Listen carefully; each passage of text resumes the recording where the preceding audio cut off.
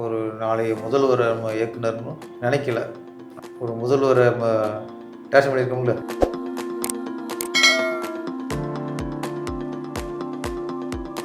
நாங்களும் செலக்ட் பண்ணல.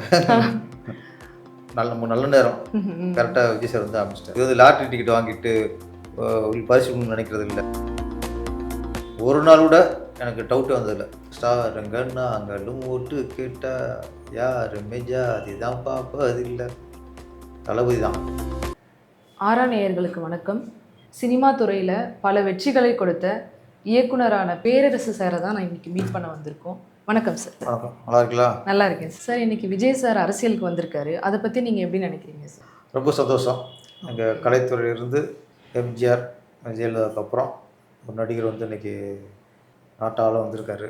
ஆமாம். ஒரு சினிமாக்காரனா அவர் வச்சு படம் ஒரு இயக்குனராக ரொம்ப சந்தோஷம், பெருமையாக இருக்குது. பெருமையாக இதோட சந்தோஷம் இருக்கணும். Okay sir. ஹிட்டான படங்களை கொடுத்துருக்கீங்க. விஜய் சார் நடித்த அந்த படத்தில் உங்களோட ஃபஸ்ட்டு எக்ஸ்பீரியன்ஸ் இருந்திருக்கும்ல சார்? அப்போது அவர் கூட பயணித்த அந்த நாட்கள்லாம் எப்படி இருந்தது சார்? இப்போ நினைக்கும்போது எல்லாமே பெருமையாக தான் இருக்குது. நினச்ச பக்கம் ரொம்ப சந்தோஷமாக இருக்குது. அன்னைக்கு படம் பண்ணும்போது ஒரு நாளைய முதல்வரை நம்ம இயக்குனர்னு நினைக்கல. நம்ம அன்றைக்கி ஒரு உச்ச நட்சத்திரத்தை நம்ம வச்சு இயக்குறோம் அப்படின்னு நினச்சோம். Okay sir. ஆனால் இன்றைக்கி ஒரு முதல்வரை நம்ம டேஷன் பண்ணியிருக்கோம்ல, அது பெரிய விஷயம் இல்லை. கண்டிப்பாக சார். சார், நீங்கள் விஜய் சாரை வச்சு படம் பண்ணீங்களே, அது ஹிட் ஆச்சு. ஸோ நீங்கள் அந்த கதை வந்து விஜய் சார் எப்படி சார் செலக்ட் பண்ணீங்க ஃபஸ்ட்டு? நாங்களும் செலக்ட் பண்ணல. அது வந்து அதுவாக சிலது அமைஞ்சிரும். நான் விஜய்க்காக அவருக்காக கதை பண்ணலை. கதை பண்ணிட்டு அவர்கிட்ட நான் ட்ரீட் பண்ண முடியல. ஓகே. சூப்பர் வீட்டில் கதை சொன்னது அங்கே ஓகே ஆயிடுச்சு. ஓகே ஆனோட இந்த கதைக்கு விஜய் கரெக்டாக இருப்பார் அப்படின்ட்டு அன்றைக்கே விஜய் சார்ட்ட அப்பாயின்மெண்ட் உட்கார வச்சாங்க. அன்னைக்கு கதை சொன்னேன். விஜய் சார் பிடிச்சி போட்டுன்னு அடுத்து ஆரம்பிச்சது அந்த திருப்பாச்சி. அதனால் இது வந்து ஒரு கதையை ரெடி பண்ணிட்டோம். அந்த கதைக்கு எந்த ஹீரோன்னு எனக்கு தெரியாது அப்போதைக்கு. ஓகே. ஆமாம், சூழல் நல்ல நேரம் கரெக்டாக விஜய் சார் வந்து ஆரம்பிச்சிட்டார். Okay sir. இது ஹிட்டு ஆகும்னு நீங்கள் வந்து எதிர்பார்த்தீங்களா சார்? இல்லை, எதிர்பார்த்தேன்னு படம் பண்ணுறது என்ன, இது வந்து லாட்ரி டிக்கெட் வாங்கிட்டு பரிசு நினைக்கிறது இல்லை. முழுக்க அந்த கதை விஜய் சார்ட்டு ஓகேயானது இருந்து அதுக்கு முன்னாடி இருந்து எனக்கு அந்த கதையில் அவ்வளோ கான்ஃபிடென்ட்டு. ஒரு நாள் கூட எனக்கு டவுட்டே வந்ததில்லை. இது சரியாக வருமா சரியாக வராதுன்ட்டு. ஒவ்வொரு நாள் ஷூட்டிங் போகும்போது இது 100 நாள் படம், மிகப்பெரிய வெற்றி படங்கிறத கான்ஃபிடண்ட்டாக இருந்தேன். சார், ஏழைங்க பாழைங்க நினச்சிக்கிட்டா நாளைக்கு நீங்களும் சிஎம் தான் அப்படின்னு சொல்லிட்டு ஒரு லைன் வந்து உங்கள் படத்தில் ஹிட் ஆச்சு. ஸோ அது இன்றைக்கி வந்து நினைவாயிருக்கு சார். இது எப்படி பார்க்குறீங்க சார் நீங்கள்? அரசியலில் சினிமாக்காரங்களை மக்கள் எப்படி ஏற்றுப்பாங்கிற வெளிப்பாடு அந்த வரிகள். ஆமாம், ஸ்டாருங்கன்னா அங்கலும் ஓட்டு கேட்டால் யாருமே ஜாதி தான் பார்ப்பது இல்லை. சினிமாக்காரங்களுக்கு தான் அந்த கிரெடிட். வந்து எம்ஜிஆராக இருக்கட்டும், ஜெயலலிதா அம்மாவாக இருக்கட்டும், புரட்சி கலைஞர் விஜயகாந்த் அவர்களாக இருக்கட்டும், அரசியலுக்கு வந்ததுக்கப்புறம் யாருமே அவங்க என்ன ஜாதி, என்ன மதம், என்ன மொழி பார்க்க மாட்டாங்க. எம்ஜிஆர் புரட்சி தலைவர், ஓகே, ஜெயலலிதா அம்மா புரட்சி தலைவி, விஜயகாந்த் புரட்சி கலைஞர் கேப்டன், அந்த இமேஜ் தான் பிடிச்சிருந்தா கொண்டாடிடுவாங்க. ஓகே. இது வந்து ஒரு சினிமா நட்சத்திரங்களுக்கு, சினிமாக்காரங்களுக்கு இது ஒரு கிரெடிட். இங்கே ஜாதி மதம்னா எங்களுக்கு இல்லை. அதனால சார் நம்பி ஓட் பண்ணியிருக்காங்க எல்லாரும். இப்போ உங்களுக்கு விஜய் சார் ஜோசப் விஜய் அப்படின்னு பேர் வச்சுட்டா கூட அவர் ஜோசப்னு சொல்லிக்கலாம். யாரும் இங்கே வந்து ஒரு கிருஷ்ணனை பார்க்க மாட்டாங்க. தளபதி தான் எங்கள் விஜய், எங்கள் தளபதி, அவ்வளோதான். இது வந்து நம்ம சினிமாக்காரங்களுக்கு தான் அந்த யோகம் கிடைக்கும். அதை வச்சு அந்த பாட்டு இருந்தது. அதே மாதிரி எம்ஜிஆராக இருக்கட்டும், ஜெயலலிதா அம்மாவாக இருக்கட்டும், விஜயகாந்த் அவர்களாக இருக்கட்டும், இன்றைக்குள்ள விஜய் அவர்களாக இருக்கட்டும், இவனுடைய முழு வெற்றிக்கு காரணம் யாருன்னா இளைஞ அதான் அவங்க தான். ஆனால் இப்போ படித்தவங்க தான் பெரிய பெரிய கோடீஸ்வரங்க எல்லாம் தட்டு வர மாட்டாங்க. இவங்களுடைய பெரிய பலமே அதுதான் சார். ஒரு தனி மனுஷனாக நின்று ஜெயிச்சிருக்காருன்றது ரொம்ப பெரிய விஷயம் சார். இது அதுதான் சுயம்பு வரைக்கும் அவங்களுக்கு நம்ம சொல்கிறோம். எம்ஜிஆர், ஜெயலலிதா, அதுக்கப்புறம் வந்து சிஎம் ஆகிட்டேன்னு சொல்கிறோம். எம்ஜிஆர் அரசியல் வந்தவர் தான்.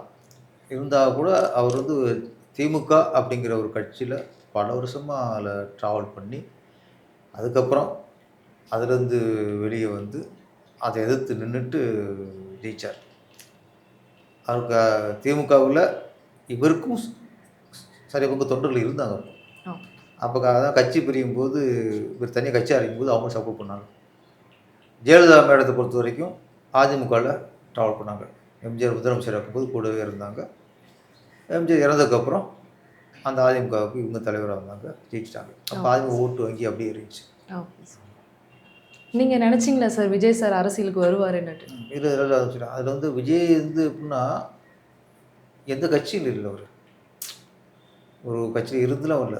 தனியாக நடிகர் தனியாக கட்சி ஆரம்பித்து வந்தவங்க உங்கள் எம்ஜிஆர் ஜெயலலிதா விட அவருக்கு ஒரு சிறப்பு இருக்குது.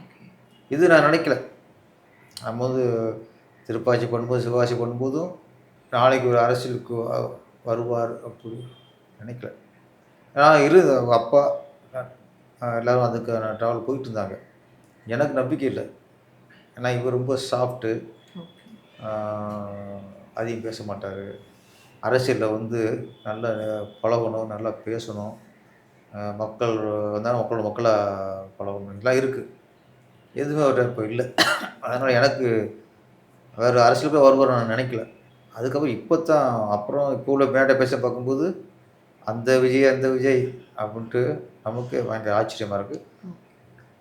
கட்சி ஆரம்பித்ததுக்கப்புறம் அரசியல் ஆனதுக்கப்புறம் எப்படி ஒரு கேரக்டரை மாறுவாங்கள்ல படங்களில், அதுதான் சார் அந்த மாதிரி அரசியல் அது மாறிட்டார். அப்படியே படங்களில் இருந்த அப்போது திரைப்படத்தில் நடித்த நடிகர் விஜய்க்கும் இப்போ இருக்கிற விஜய்க்கும் இருக்க டிஃப்ரென்ஸ் நீங்கள் என்ன சார் பார்க்குறீங்க? அப்படியே டோட்டல் டிஃப்ரெண்ட் தான்.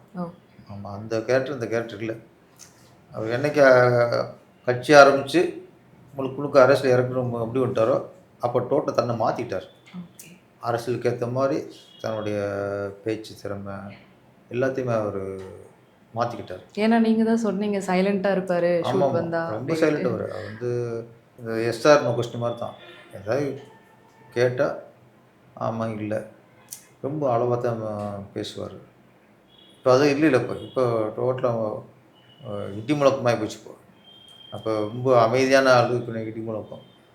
அப்போ அது வேணும், அரசியலுக்கு வரும்போது வேணும். அப்போ மாதிரியே பேசாமல் இருந்தால் எப்படி ஜெயிக்க முடியும்? அப்போ என்னென்னா அமைதியாக இருக்கிறவங்க எதையும் சாதிக்கலாம் அப்படின்றதும் ஒரு விஷயம். உங்களுக்கு சாது மிரண்டால் காடு கொள்ளாதுப்பாங்கல்ல, அது மாதிரி விஜய் சார். அவர் நம்ம வந்து அரசியல் கட்சி ஆரம்பித்து இன்றைக்கி ஜெயிச்சிருக்காருன்னு சொல்கிறோம்.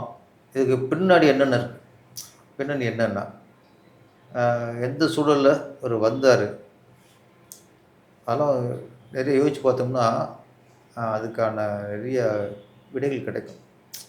வெறும் ஆசையில் மட்டும் வந்துடல, வெறும் ஆசையில் மட்டும் வந்ததா தெரில. எனக்கு தெரில. தலைவா படம் ஆகலை, பிரச்சனைகள். அன்றைக்கி ஜெயலலிதா மேடம் பார்க்கறதுக்கு ட்ரை பண்ணி அவங்க பார்க்கவே இல்லை. உங்களை வீட்டு வாசலில் நின்றுருக்காரு, அப்பவும் பார்க்கல. எத்தனை சிஎம் மட்டும் மசிக்கப்படுத்துறது, நம்மளும் சிஎம் ஆகிருப்போம் அப்படின்னு ஒரு வெறியில் இறங்கிருக்கலாம். விஜய் சார் கட்சி ஆரம்பிச்சார், அப்படி ஃப்ரீயாக விட்டுருத்தா இவ்வளோ செலவாக கூட வந்திருக்காது. அவரோட ஜெயிச்சிருப்பார், டஃப் கொடுத்துருப்பார்.